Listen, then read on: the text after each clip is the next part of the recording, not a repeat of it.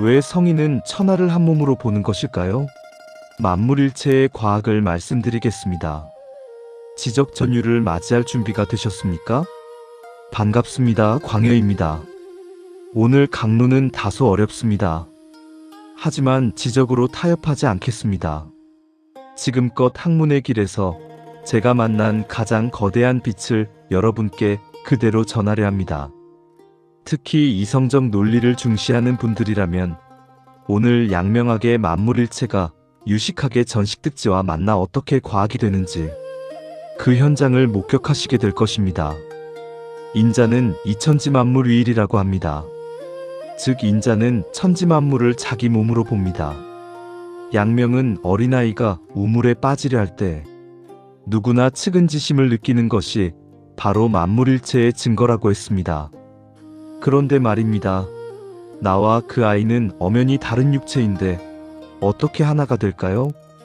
단순히 착한 마음일까요? 아닙니다.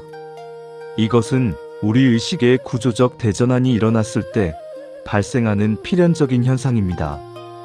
이제 그 비밀을 유식하게 4가지 지혜, 즉 사지로 해부해 보겠습니다. 첫째, 내 안의 거울이 맑아지면 주객의 벽이 무너집니다.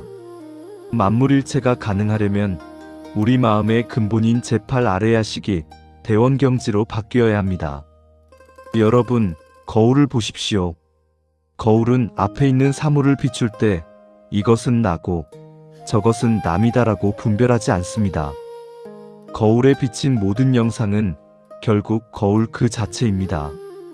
발본을 통해 아집을 씻어낸 성인의 마음은 이 거울과 같습니다. 온 우주가 내 마음이라는 거울에 비친 영상임을 깨닫는 것, 이것이 바로 무분별지입니다. 내가 곧 우주이고 우주가 곧 나인데 어찌 남의 고통이 남의 것이겠습니까? 이것이 만물일체의 자체입니다. 둘째, 애쓰지 않아도 움직이는 자비, 그것이 인입니다.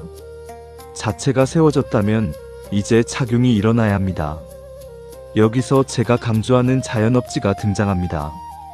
근본인 제8식이 대원경지가 되면 우리의 감각과 행동을 담당하는 전오식은 자동으로 성소작지로 전환됩니다.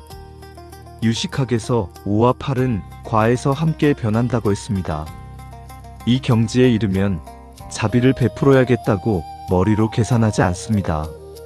아이가 빠지려 하면 몸이 먼저 튕겨나갑니다. 배고픈 사람을 보면 내 배가 고픈 듯 손이 먼저 움직입니다.